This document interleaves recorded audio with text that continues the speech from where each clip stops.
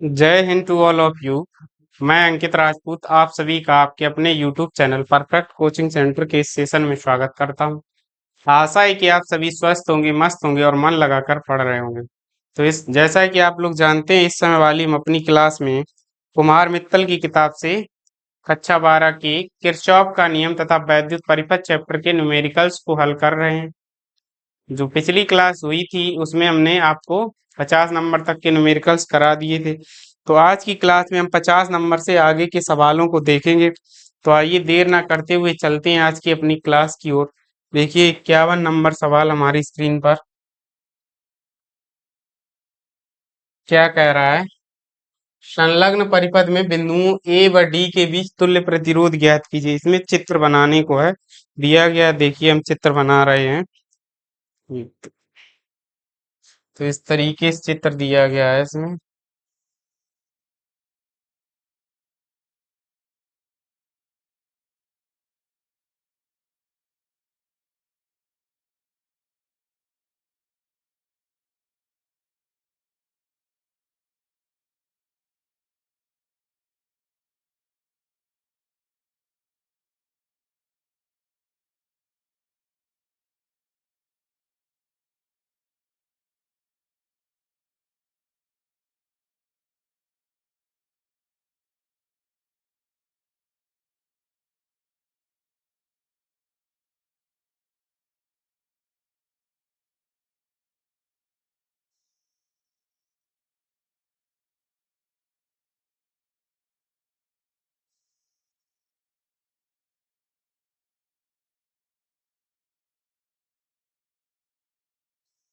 इस तरीके से ये चित्र दिया गया है। इसमें प्रतिरोध दिए गए 4 ओम, 2 ओम, 2 ओम और 2 ओम।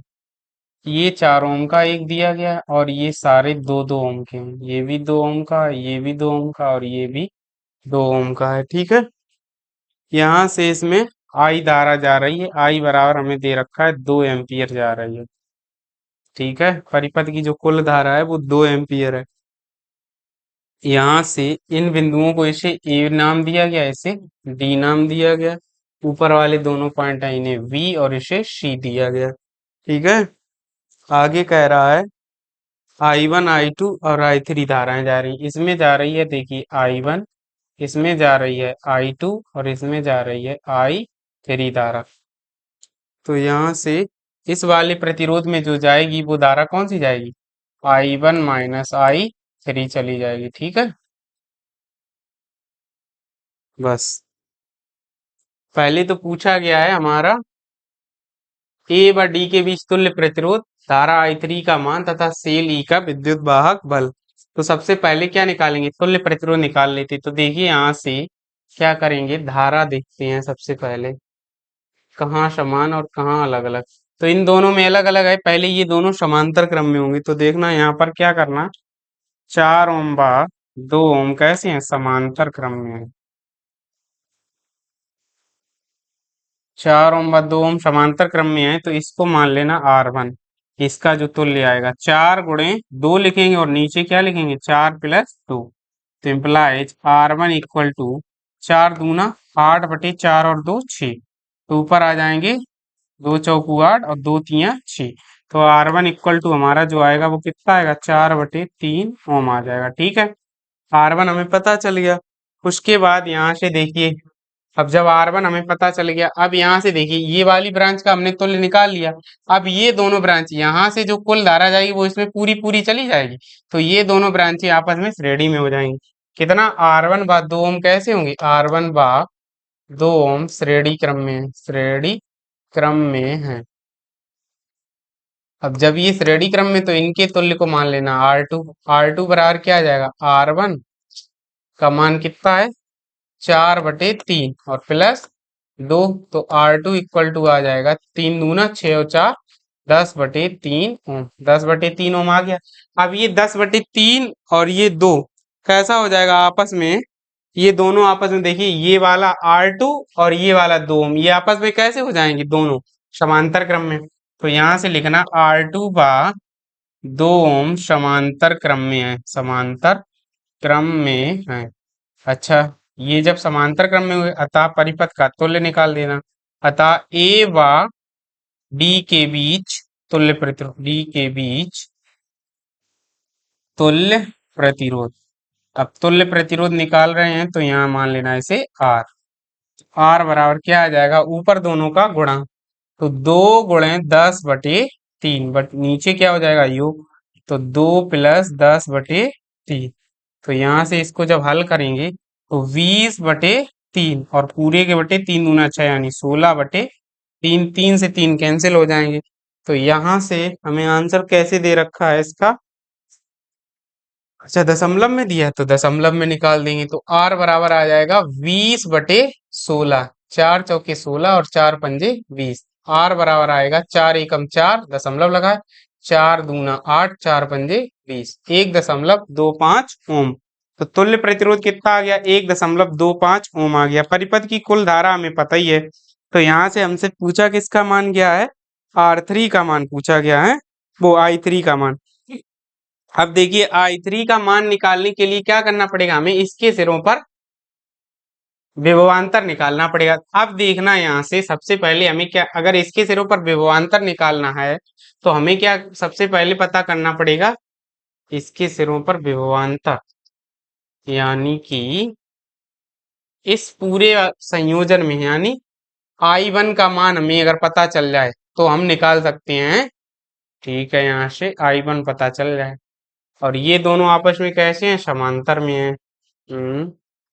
I1 कैसे पता करेंगे हम यहाँ से, तो इसके लिए क्या करना पड़ेगा, 1 मिनट, यहाँ से कितना कितना रहा है, 0.5। अच्छा, हमसे सेल का विद्युत भाग बल भी पूछा गया है। सेल का तो पहले सेल का विद्युत भाग बल निकाल देते, कुल प्रतिरोध पता है तो इसकी सहायता से सेल का विद्युत भाग बल निकाल देते। देखिए सेल का विद्युत वाहक बल, विद्युत वाहक और बल ई बराबर क्या हो जाएगा, ई बराबर आई इंटू आर। तो ई बराबर आई का मान हमें दिया गया है 2 × 1.25, तो यहाँ से ई बराबर जो आ जाएगा 2.50 वोल्ट, यानी 2.5 वोल्ट का कितना आ जाएगा विद्युत वाहक बल। तो सेल का विद्युत वाहक बल भी हमें पता चल गया। अब यहाँ से हमसे एक चीज रह गई क्या, यहाँ से धारा हमसे और पूछी गई, तो धारा निकालने के लिए क्या करेंगे, I3 का मान पूछा गया है, तो I3 का मान, इसका जो तुल्य आया, अच्छा इसका तुल्य आया R2, तो R2 के सिरों पर हम यहाँ से I3 हम निकालने के लिए क्या करना पड़ेगा, I1 निकाल लेंगे। तो I1 निकालने के लिए क्या करेंगे, इसके सिरों पर विभवांतर निकाल लेते हैं। ठीक है, विभवांतर निकालने के लिए इसके सिरों पर जो प्रतिरोध आया R2, तो पहले R2 के सिरों पर विभवांतर निकालते, कि सिरों पर विभवांतर R2 के सिरों पर विभवांतर अगर निकालेंगे, यहाँ से देखिए V, इसे मान लेना V2 बराबर I इंटू, अच्छा यहाँ से I पता होना चाहिए, I नीचे तो बट के जा रही है, हैं?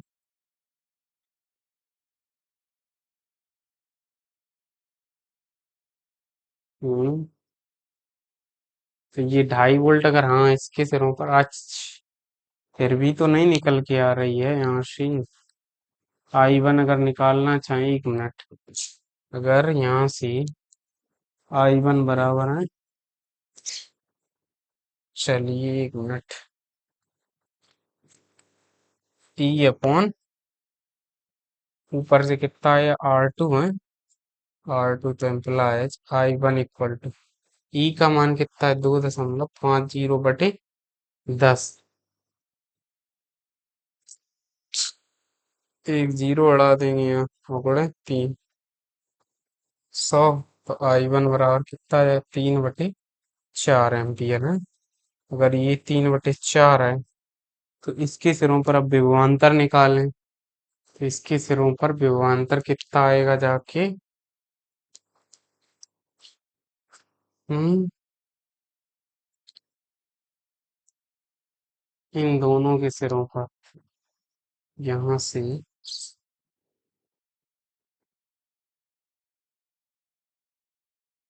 इस सवाल में कुछ I3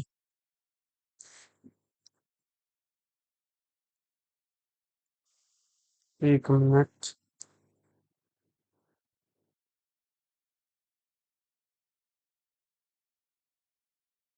इसके सिरों पर यहाँ से देखिए एक चीज है, यहाँ से जो I3 हमसे पूछा गया है, ये यहाँ पर ये जो कुल धारा I1 प्लस I2 मिलके ही पहुंच रही इस वाली ब्रांच में, तो यहाँ कुल धारा ही जा रही, तो यहाँ से जो इसका तुल्य प्रतिरोध आया था कितना आया 4/3।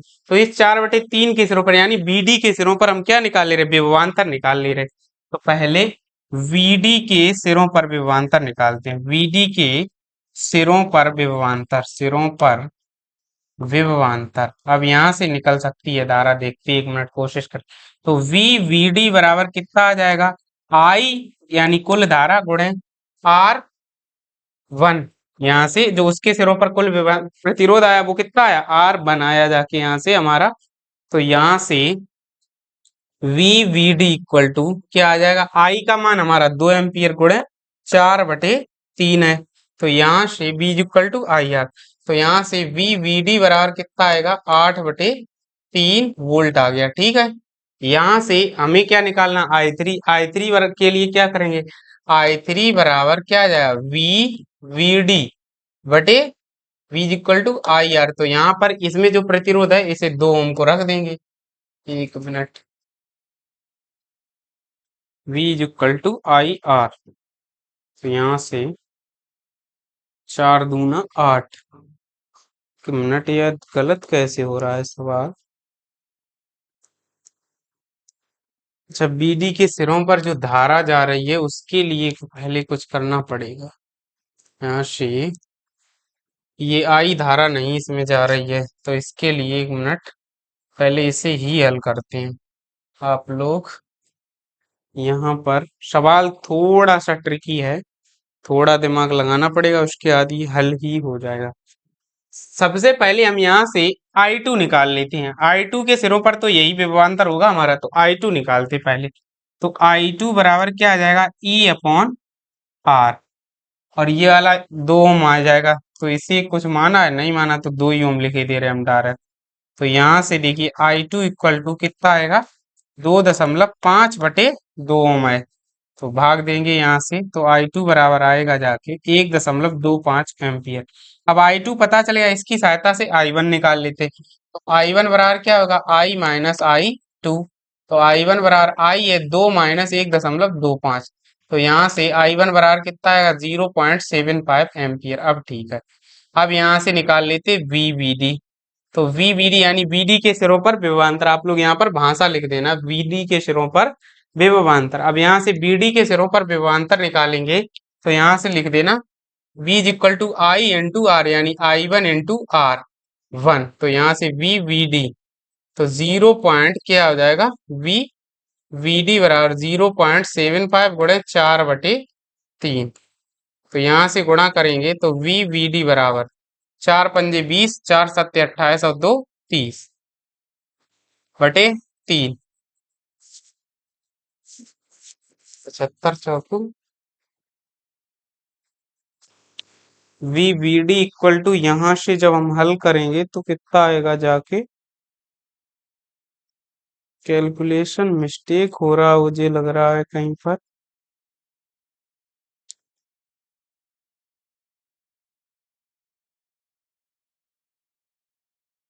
यहाँ से एक आ जाएगा जाके VBD, हमें लग रहा सही होगा, हम लगा रहे हैं, 1 मिनट देख रहे हैं, अगर गलत होगा फिर दोबारा लगा लेंगे।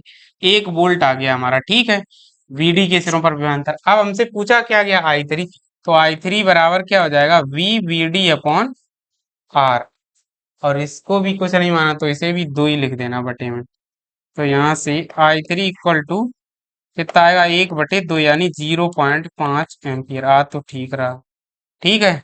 I3 का जो मान आएगा जाके वो हमारा कितना आएगा 0.5 एम्पियर, यानी यहाँ पर हमने हल करके नीचे लिखे दे रहे हैं I3 बराबर 0.5 एम्पियर, ठीक है। अब इसे एक बार समझ लीजिए आप लोग, इस सवाल को आपको समझ में नहीं आया होगा। सबसे पहले तुल्य प्रतिरोध तो सबको ही आ गया होगा, भाग काफी टाइम से निकलवा रहे, निकालना आता होगा। अब कुल धारा दी गई, उसके सहायता से सेल का कुल विद्युत भाग बल भी पता कर लें। लेकिन धारा के लिए यहाँ पर लॉजिक है। धारा के लिए सबसे पहले हम I2 को ही निकालेंगे, क्योंकि इसके सिरों पर हमें पता है ये सेल जुड़ रखा है। तो I2 निकाल लेंगे, I2 निकालेंगे, कुल धारा दी गई, इसकी सहायता से I1 पता चल जाएगी। और इस वाली ब्रांच में इधर से देखिए पूरी धारा I1 ही, इन दोनों का योग ही इस वाली ब्रांच में जाएगा। तो VD के सिरों पर I1 की सहायता से वोल्टेज निकाल लेंगे, और वही I3 के सिरों पर होगा। तो बस यहाँ से फिर निकल आएगी हमारी धारा। तो बस इतना सिंपल सा लॉजिक था, पर लेकिन लॉजिक तो था ही भाई, यहाँ पर थोड़ा सा दिमाग लगाना था। चलिए करिए नोट, फिर चलते हैं अपने अगले सवाल की तरफ। देखते हैं नेक्स्ट सवाल क्या है हमारा।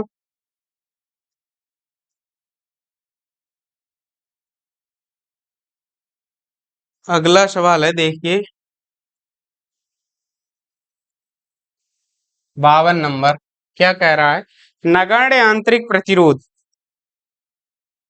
कह रहा है सवाल हमारा, नगण्य आंतरिक प्रतिरोध। एक मिनट।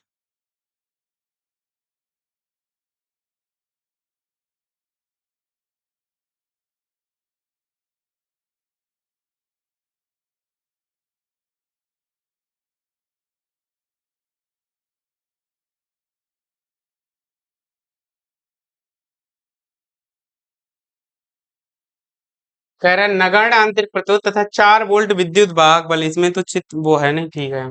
4 वोल्ट विद्युत वाहक बल की एक बैटरी एक आयताकार फ्रेम में ABCD के विपरीत कोनों A व C पर लगाई जाती है, ठीक है। भुजाओं AB BC CD व DA के प्रतिरोध 90, 110, 60 और 40 ओम है। ठीक है, बना लेते हैं हम इसे इस तरीके से।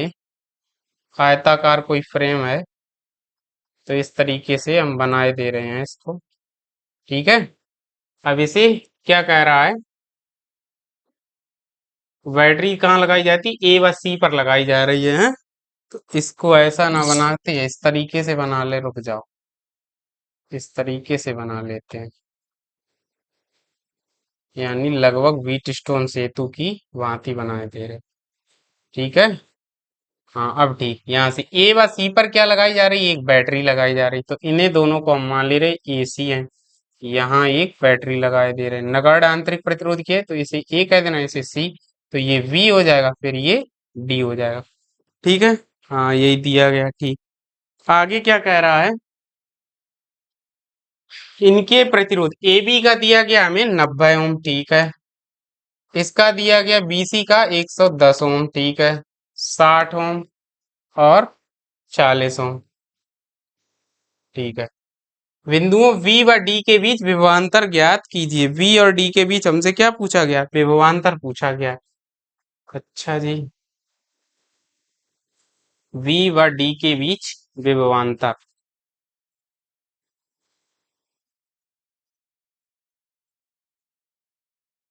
इस वोल्टेज कितना है इसका? 4 वोल्ट, ठीक है। 4 वोल्ट की बैटरी लगाई जा रही। तो सबसे पहले इन प्रतिरोधों को ही हल करते, जिससे हम संयोजन की धारा पता कर सकें, ठीक है। तो यहाँ से देखिए क्या करेंगे, ये दोनों प्रतिरोध आपस में कैसे होंगे? श्रेणी के क्रम में। 90 ओम व 110 ओम कैसे हैं? श्रेणी क्रम में है, श्रेणी क्रम में है। अब अगर ये श्रेणी क्रम में है, तो यहाँ से क्या करेंगे, इनका तुल्य निकालेंगे। तो R1 बराबर 90 और प्लस 110 बराबर कितना हो गया? 200 ओम। इसी प्रकार 60 और 40, इसी प्रकार 60 ओम व 40 ओम श्रेणी क्रम में है। अब 60 ओम व 40 ओम अगर श्रेणी क्रम में है, तो यहाँ से इन दोनों को जोड़ लेंगे, तो इसे R2 कर देंगे। R2 बराबर कितना आ जाएगा? 60 प्लस 40, तो R2 इक्वल टू कितना हो जाएगा? 100, ठीक है। अब R1 व R2 आपस में, R1 व R2 आपस में कैसे हैं? समांतर क्रम में है।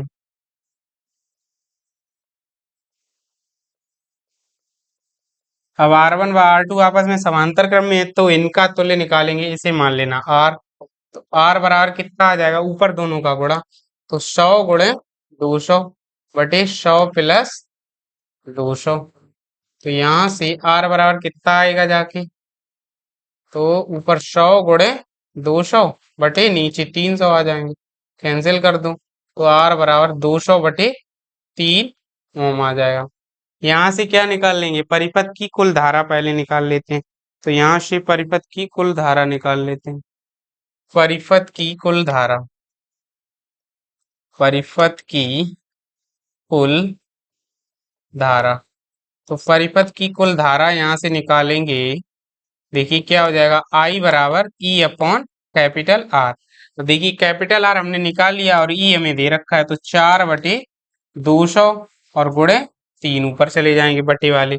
तो यहाँ से आई बराबर जो हमें प्राप्त होगा जाके कितना प्राप्त होगा, 4 से इसको काट देते हैं तो कितना, कितने बार कटेगा, 4×5 = 20, यानी 3/50 एम्पियर धारा आ जाएगी कुल। कितनी आ जाएगी, 3/50 एम्पियर परिपथ की कुल धारा हमें पता चल जाएगी। लेकिन हमसे पूछा क्या गया है, वीडी के सिरों पर विभवांतर कितना होगा, हमें वो बताइए। अब देखिए यहाँ पर वीडी के सिरों पर विभवांतर निकालने के लिए हमें क्या पता होना चाहिए कि वीडी के सिरों पर धारा यानी बीडी में धारा कितनी जा रही है। यहाँ से देखिए, यहाँ हमें पहले पता होना चाहिए कि इस वाली भुजा में हमारी धारा कितनी जा रही है। धारा पता होगी अभी तो हम इसके सिरों पर वोल्टेज निकाल पाएंगे। और यहाँ से हमें कुल धारा पता चल गई है, जैसे अभी पिछला सवाल था ठीक उसी का डिट्टो रूप है। जैसे पिछले सवाल को हमने लगाया था उसी का ये रूप है बिल्कुल। तो बस वैसे ही लगाएंगे इसको भी। देखिए अब यहाँ से सबसे पहले तो इसमें क्या निकाल लेंगे, इस वाली भुजा में धारा I1 निकाल लेंगे और इस वाली भी भुजा में धारा I2 निकाल लेंगे। देखिए इसके सिरों पर भी यही विभवांतर होगा और इसके सिरों पर भी यही विभवांतर होगा, क्योंकि दोनों आपस में समांतर क्रम में है। तो सबसे पहले इस वाली भुजा में मान लेते हैं हम I1 है, इस वाली भुजा में I2 है। तो सबसे पहले निकालते हैं, यहाँ से देखिए I1 निकालेंगे तो I1 बराबर क्या हो जाएगा, I1 बराबर E/R1 जो निकाला था हमने। तो इम्प्लाइज I1 इक्वल टू हमारा कितना आ जाए, ई का मान हमें दिया गया है 4, R1 हमने कितना निकाला था 200। तो यहाँ से कितना आएगा, I1 बराबर 1/50 एम्पियर आ जाएगा। इसी प्रकार I2 बराबर निकालेंगे तो E/, क्या आ जाएगा R2। तो यहाँ से I2 इक्वल टू क्या आएगा जाके,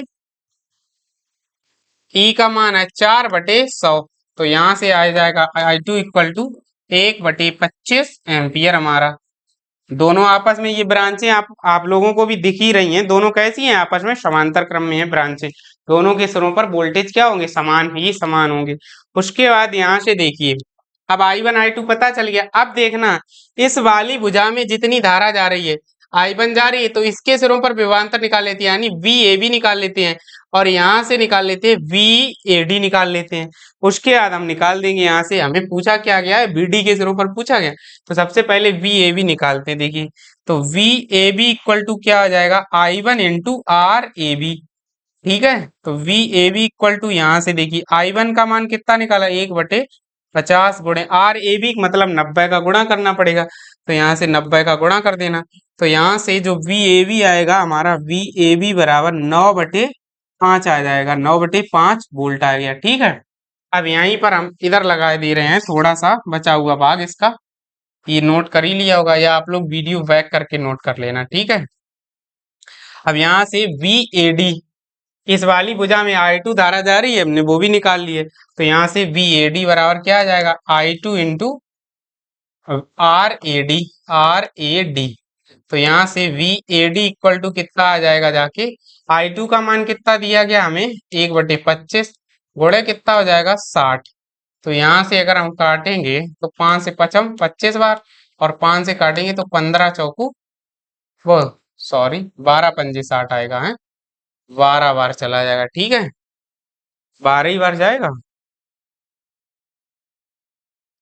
और हाँ, पूछा क्या गया हमें, V व D के बीच विभवांतर। ठीक है, तो VAD इक्वल टू कितना आएगा, 12/5 वोल्ट आ गया। ठीक है, यहाँ से हमें इतना पता चल गया। अब हमें AD के बीच पूछा गया, तो देखना उसे BAB को क्या लिख सकते, VA माइनस BB नहीं लिख सकते, ऐसा ही लिख सकते हैं वी ए माइनस वी क्योंकि ये ए बी के सिरों के बीच क्या है, विभवांतर, विभव में अंतर।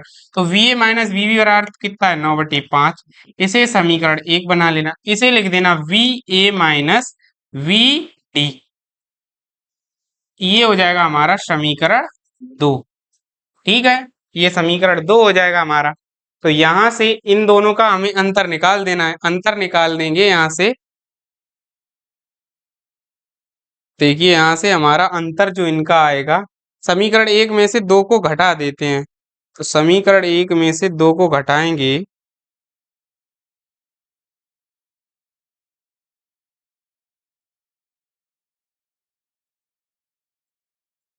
कुछ गड़बड़ सा नहीं लग रहा, क्या हो गया मतलब।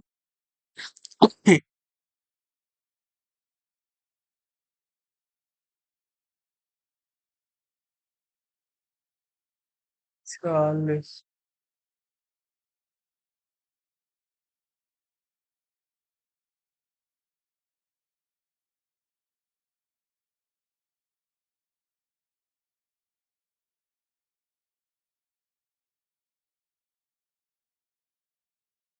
सही तो लिखे हमने, ये प्रतिरोध सी डी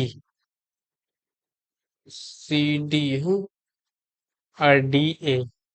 अच्छा ठीक है, ये वाला प्रतिरोध इस साइड है, ये जो 40 ओम प्रतिरोध और ये 60 ओम आपस में चेंज है, हमने इधर उधर लिख दिए। इधर साइड 40 ओम आएगा, चित्र में देखिए उसके बाद आपको समझ में आएगा, इधर 60 ओम होंगे।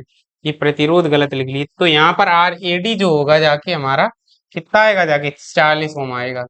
तो 40 के यहाँ से 8 बार चला जाएगा, तो यहाँ 8/5 होंगे जाके, 8/5 वोल्ट। तो यहाँ भी कितना कर लेना आप लोग, 8/5। ठीक है, इसे समीकरण 2। अब समीकरण 1 - 2 कर देना, समीकरण 1 - 2।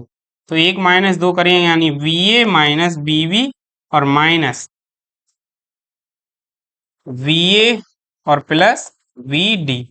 तो कितना आएगा, 9/5 माइनस 8/5, कितना आएगा यहाँ से 1/5, यानी कि ये आपस में कैंसिल आउट हो जाएंगे।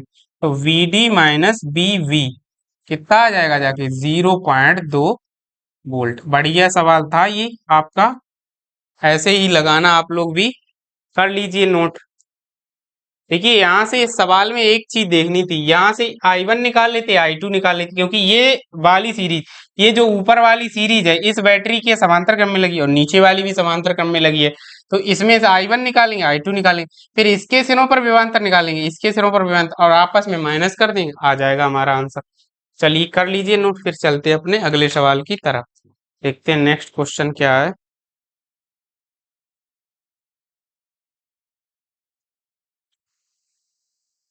अगला क्वेश्चन देखिए हमारी स्क्रीन पर क्या कह रहा है। 53 नंबर, एक अमीटर के श्रेणी क्रम में लगे अज्ञात प्रतिरोध के साथ दो एक सी सेलें प्रत्येक 1.5 वोल्ट से जुड़ा है। जब दोनों सेलें श्रेणी क्रम में होती हैं, अज्ञात प्रतिरोध के साथ दो एक सी सेलें प्रत्येक 1.5 वोल्ट से जुड़ा है। ठीक है, जब दोनों सेलें श्रेणी क्रम में होती हैं तो अमीटर का पाठ्यांक 1 एम्पियर होता है, तथा जब समांतर क्रम में लगी होती हैं तो अमीटर का पाठ्यांक 0.6 एम्पियर होता है। प्रत्येक सेल का आंतरिक प्रतिरोध तथा अमीटर आंतरिक प्रतिरोध ज्ञात कीजिए हैं। अच्छा जी, प्रत्येक सेल का आंतरिक प्रतिरोध पूछा गया हमसे, और क्या पूछा गया है, अच्छा आंतरिक प्रतिरोध ही पूछा गया केवल, अज्ञात प्रतिरोध के साथ श्रेणी क्रम में लगी हैं। अच्छा जी, देखिए यहाँ से जब सेलें, सबसे पहले इसे क्या कह देना, नंबर 1 कंडीशन, जब सेलें श्रेणी क्रम में जुड़ी हैं, सेलें श्रेणी क्रम में है, श्रेणी क्रम में है। अच्छा, जब ये श्रेणी क्रम में होंगी तो क्या करेंगे, ई जो आएगा हमारा कितना आएगा, E1 प्लस E2 के बराबर। तो ई बराबर क्या आ जाएगा, 1.5 प्लस 1.5, तो यानी ई बराबर कितना आ गया, 3 वोल्ट आ गया। ठीक है, इस स्थिति में धारा आई बराबर क्या हो जाएगा, E/R, और प्लस दोनों के जो आंतरिक प्रतिरोध होंगे वो भी जुड़ जाएंगे, तो क्या आ जाएगा, small r plus small r। तो यहाँ से I बराबर क्या आ जाएगा जाके, E का मान हमारा कितना है, 3/कैपिटल R प्लस स्मॉल r, यानी 2 स्मॉल r हो जाएगा। इसे आप लोग समीकरण 1 कह देना। ठीक है, और जब अब यहां से दूसरी कंडीशन क्या है, जब सेलें समांतर क्रम में जुड़ी हैं, जब सेलें समांतर क्रम में जुड़ी हैं, समांतर क्रम में जुड़ी हैं। तो देखिए जब समांतर क्रम में जुड़ी हैं, उस स्थिति में देखते हैं जुड़ी हैं, तो जब समांतर क्रम में जोड़ेंगे तब क्या होगा, विद्युत भागबल तो समान हो जाएगा, यानी 1.5 वोल्ट ही रहेगा, केवल आंतरिक प्रतिरोध दोनों के जुड़ जाएंगे। तो यहां से देखिए ई बराबर इस स्थिति में क्या हो जाएगा, ई बराबर तो कितना होगा हमारा, 1.5 वोल्ट ही रहेगा।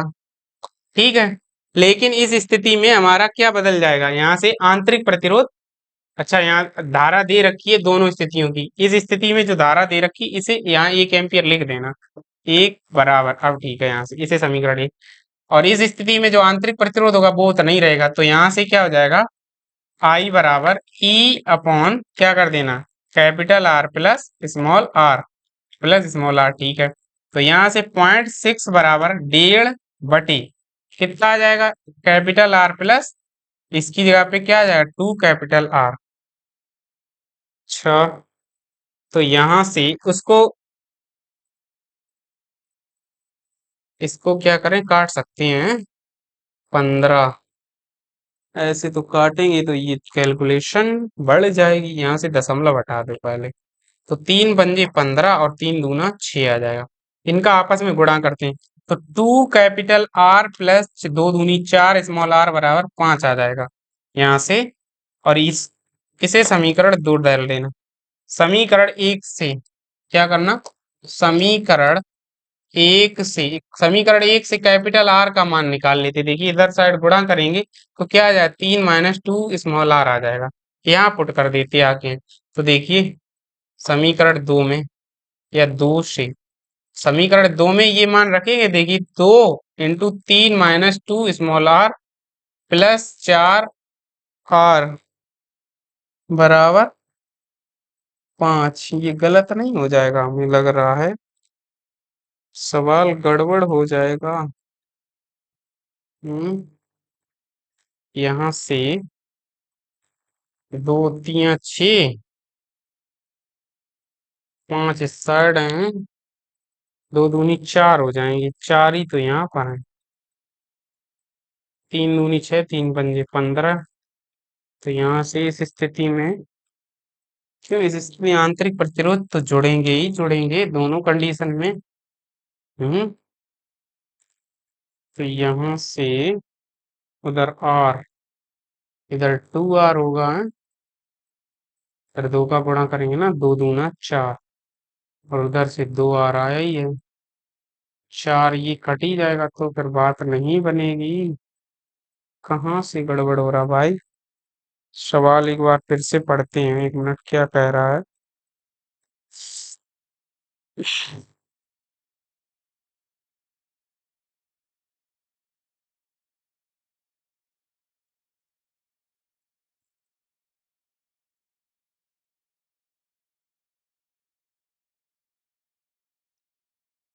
अच्छा यहाँ पर हमने एक गड़बड़ी कर ली है, हाँ सवाल में देखिए यहाँ एक छोटी सी मिस्टेक आपसे भी हो सकती है, बिल्कुल माइनर सी मिस्टेक कर दी। जब इसको हमने समांतर क्रम में जोड़ा तो आंतरिक प्रतिरोध बदल जाएगा, कितना आ जाएगा, R/2 आ जाएगा, यहाँ पर R/2 हो जाएगा, बस इतना आसान। यहाँ रख दीजिए 1.6 बराबर 1.5 अपॉन आर प्लस R/2। अब इसको काटेंगे तो 3 दूना 6 और 3 पंजे 15, ठीक है, 2 का इस साइड गुणा करेंगे तो 2 capital R plus small R बराबर कितना आ गया, 5, इसे समीकरण 2 कह देना। तो यहाँ से क्या करना, अब उससे रखो मान, समीकरण 1/2 से लिख देना, समीकरण 1/2 से। अब इनका आपस में देखिए, वहां से आर उठा के यहाँ रखेंगे आके, तो अभी हमने कितना बताया था, 3 - 2 आर, अब यहाँ कितना है 2 आर, यहाँ ब्रेकेट में 2 का गुणा, और प्लस स्मॉल आर बराबर 5। तो यहाँ से हल करेंगे, 3 दूना 6, यहाँ 6 ही हो जाएंगे, 6 - 2 दूनी 4 आर प्लस आर बराबर 5 है, हाँ ठीक है। तो यहाँ से कितने बचेंगे, 6 और -3 आर बराबर 5, ट्रांसफर कर दो इस साइड, तो यहाँ से 3 आर बराबर कितना आ जाएगा, 6 - 5, तो 3 आर बराबर कितना आएगा, 1, स्मॉल आर बराबर 1/3 यानी प्रत्येक सेल का आंतरिक प्रतिरोध कितना आ जाएगा, एक बटे तीन ओम, एक बटे तीन ओम। इस सवाल में थोड़ा सा ही लॉजिक था, वो भी हम यहाँ पर थोड़ा हमसे गलती हो रही। पहली कंडीशन में जब ये दोनों श्रेणी क्रम में जुड़ रखे हैं, उस समय दोनों शेलों के विद्युत भागबल क्या होंगे, जुड़ जाएंगे, और प्रतिरोध भी दोनों जुड़ जाएंगे। तो आर और आर मिलके क्या हो जाएंगे, 2R हो जाएंगे जाके, और बाह्य प्रतिरोध तो आर है ही दोनों में ही। फिर दूसरी कंडीशन में सेलों को कैसा कर दे रहे हैं हम, समांतर, तो इनके आंतरिक प्रतिरोध भी आपस में, सेलों के आंतरिक प्रतिरोध समांतर क्रम में हो जाएंगे, तो वही यहाँ पर रख देंगे। और जो विद्युत भाग बल होगा समान होता है उसमें समांतर क्रम में, तो 1.5 वोल्ट ही रहेगा, तो बस रख देंगे और हल कर देंगे, दोनों समीकरण आंसर आ जाएगा। कर लीजिए नोट, उसके बाद चलते हैं अगले सवाल की तरफ। चलिए, देखिए नेक्स्ट क्वेश्चन है 54 नंबर हमारी स्क्रीन पर। 54 नंबर क्वेश्चन कह रहा, किसी परिपथ में दो शेलें ए व बी, जिनमें प्रत्येक का विद्युत भागबल 1.5 वोल्ट समांतर क्रम में 1 ओम के प्रतिरोध के साथ संबद्ध है। ठीक है, यदि सेलों के आंतरिक प्रतिरोध इतने इतने ओम है, तो परिपथ में प्रवाहित धारा तथा सेल के सिरों के बीच प्रतिरोध की गणना कीजिए। यहाँ से हमसे देखिए एक सवाल और पूछ लिया गया है कि मतलब दो शेलें ए व बी, जिनमें प्रत्येक 1.5 वोल्ट समांतर क्रम में 1 ओम के प्रतिरोध के साथ संबंध है। पिछले ही सवाल का कॉपी पेस्ट है, ये समझ लीजिए आप लोग। तो यहाँ से आप लोग देखिए कुछ इस तरीके से जुड़ रखी होंगी ऐसे, एक यहाँ पर और दूसरी इसी तरीके से यहाँ पर। ठीक है, ऐसे।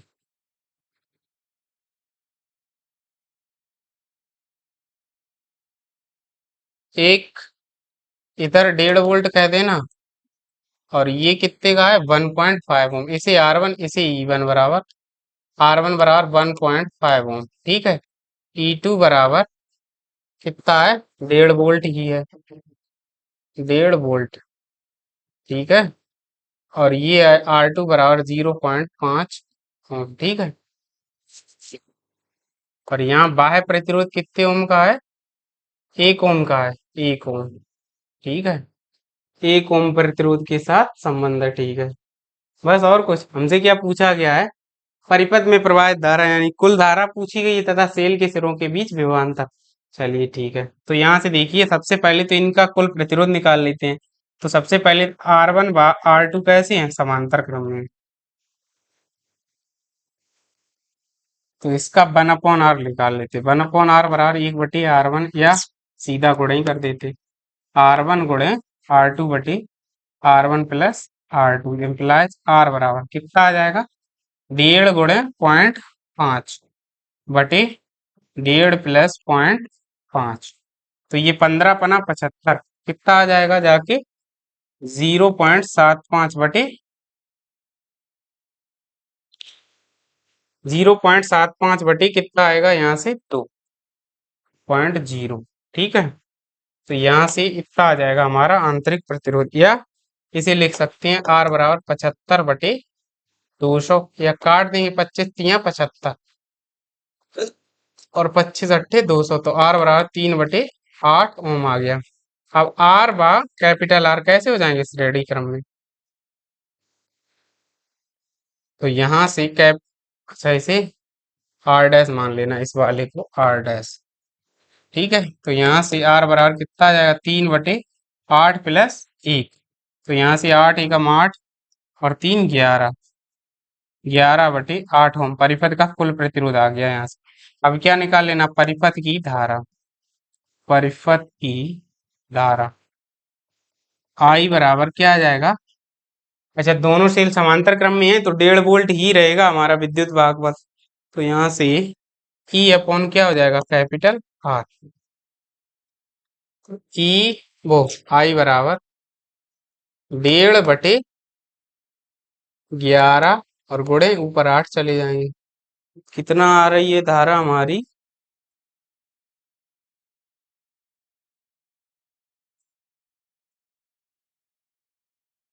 परिपथ में धारा पूछी गई या सेलों की धारा पूछी गई हमसे, परिपथ की धारा पूछी गई है पहले तो। अच्छा, चलिए हम पहले परिपथ की निकालते हैं यहाँ से। हम्म 15 अट्ठे आई बराबर कितना हो जाएगा 120 यानी 12/11 एम्पियर। जो कुल धारा आएगी जाके वो कितनी आ जाएगी 12/11 एम्पियर। ठीक है। हाँ, परिपथ की कुल धारा जो आएगी वो 12/11 एम्पियर आ जाएगी जाके। ठीक है। यहाँ से हाँ परिपथ की कुल धारा पता चल गई। अब हमें क्या चाहिए है सेल के सिरों के बीच विभवांतर। तो V1 के लिए पहले I1 चाहिए। ठीक है। तो I1 के लिए क्या करेंगे? अच्छा, I1 के लिए क्या करना? E1/R डैश प्लस R1 कर देना है। हम्म ये आपस में, तो यहां से I1 इक्वल टू कितना आएगा जाके 1.5/1।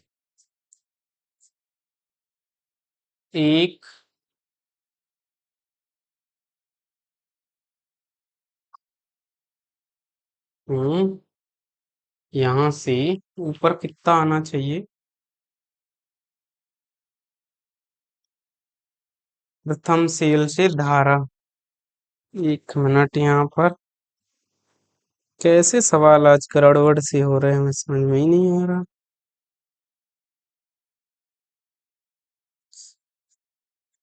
सवाल कह क्या रहा है?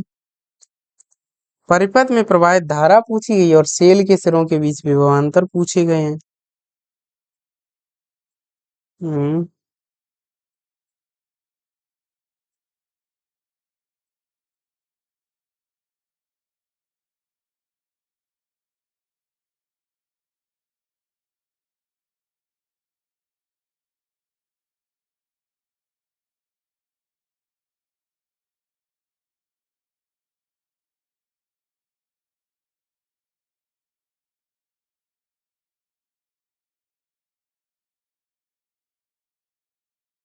क्या भाई मिनट, इसमें सवाल में क्या लॉजिक है?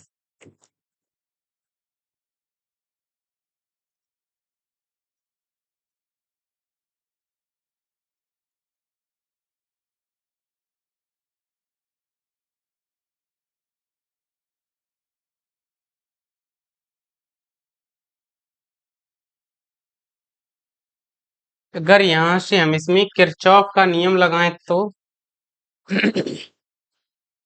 इस सवाल में यहाँ पर चलिए इसे किरचॉफ के नियम से ही लगाते हैं। एक मिनट, इस सवाल को इरेज करते पहले किरचॉफ के नियम से लगाते हैं इसको। देखिए अगर यहाँ पर किरचॉफ का नियम लगाएंगे फिर देखेंगे कैसे लगता है।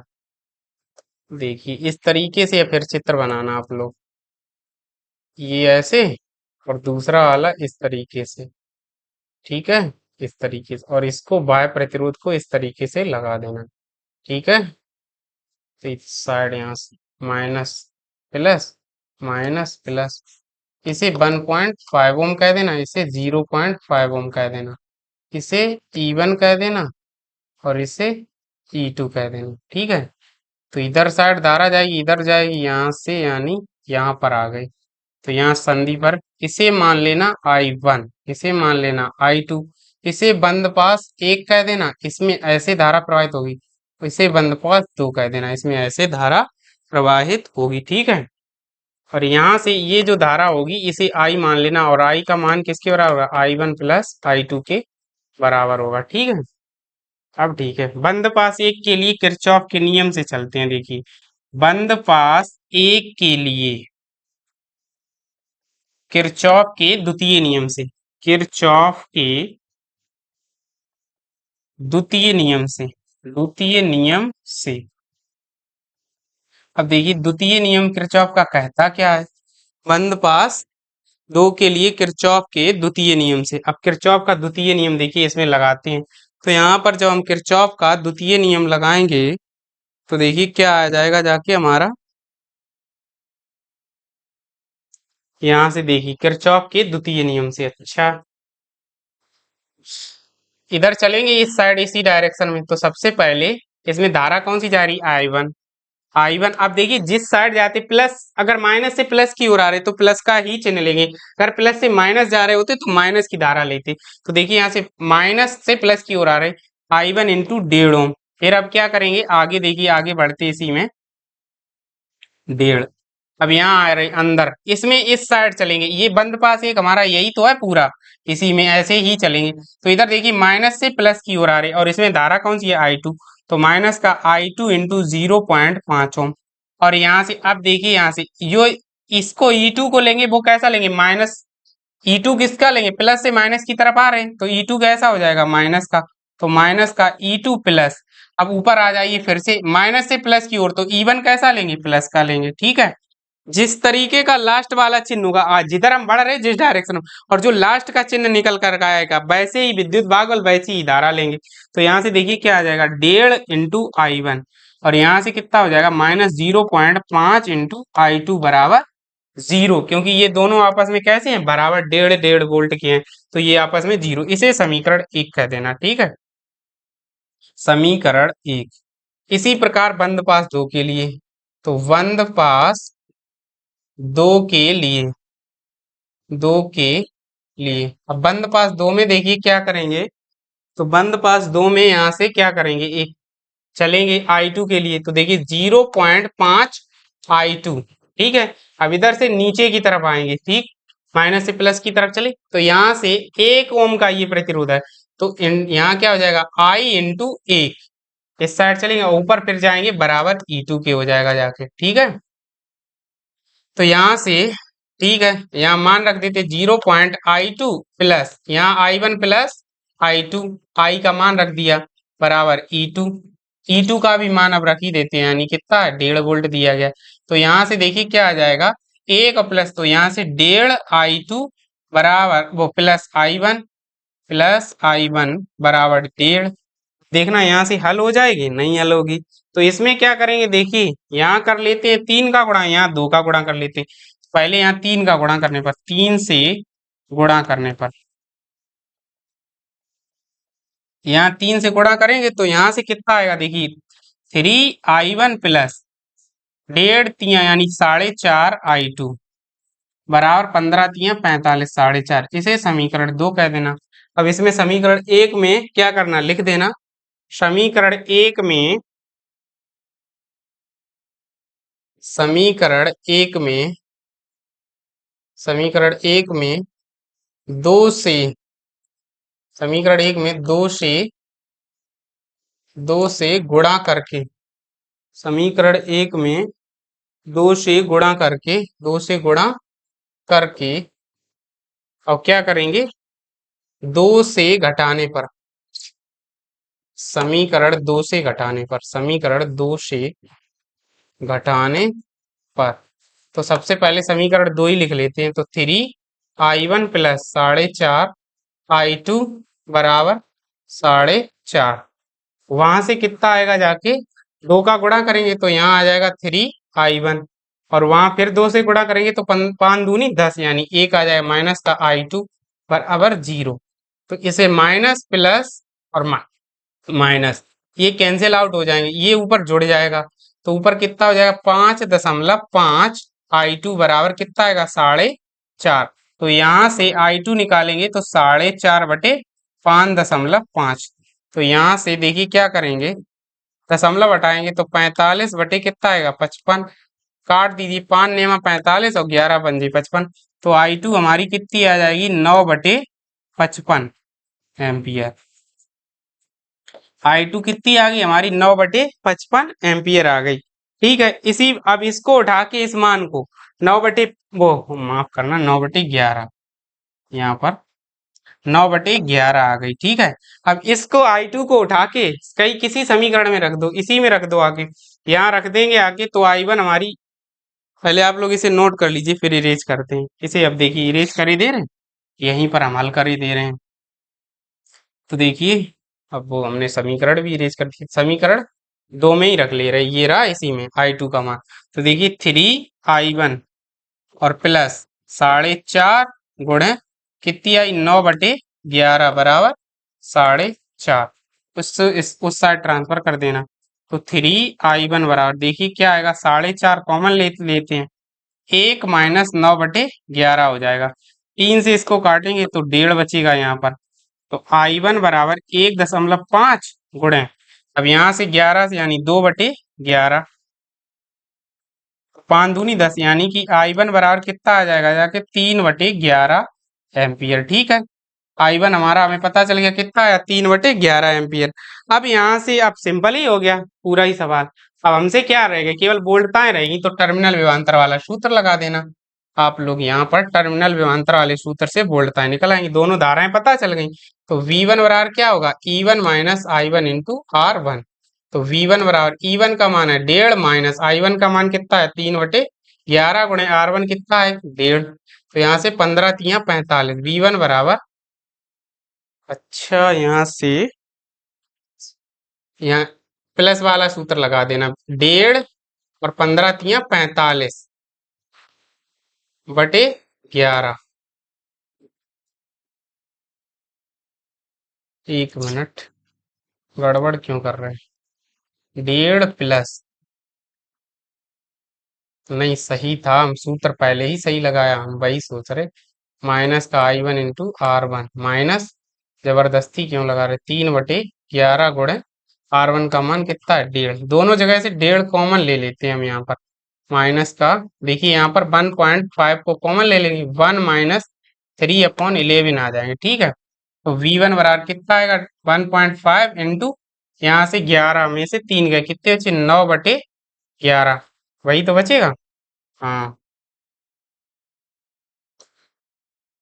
8/11 बचेगा, 8 3 11 होते, 8/11। तो जब इसका गुणा करेंगे तो V1 आएगा 15 × 8 = 120, यानी 12/11 वोल्ट। और इसी प्रकार क्या करना, आप लोग V2 निकाल लेना, टर्मिनल विभवांतर वाला सूत्र लगा के, जैसे ये लगाया वैसे ही V2 निकाल लेना, तो आ जाएंगे दोनों आंसर। बस आज की क्लास 50 मिनट से ऊपर की हो गई, तो इतना ही रखते हैं। क्वेश्चन तो अभी और थे, इसमें 3 क्वेश्चन और हैं, लेकिन क्वेश्चन ही बड़े बड़े हैं, इस वजह से अब कल से रेगुलर ही रहेंगे। 2 दिन कुछ इमरजेंसी वर्क था, कैजुअलिटी हो गई थी, इस वजह से नहीं हो पाई क्लास, लेकिन कल से रेगुलर ही क्लास आएगी। तो बस आज की क्लास में इतना ही रखते हैं। अगर आपको वीडियो अच्छा लगे तो हमारे वीडियो को लाइक कीजिए, अगर चैनल पर नए हैं तो चैनल को सब्सक्राइब कीजिए, और अपने यार दोस्तों के साथ भी इसे शेयर कीजिए। मिलते हैं आपसे अगली क्लास में, तब तक के लिए Jai Hind to all of you.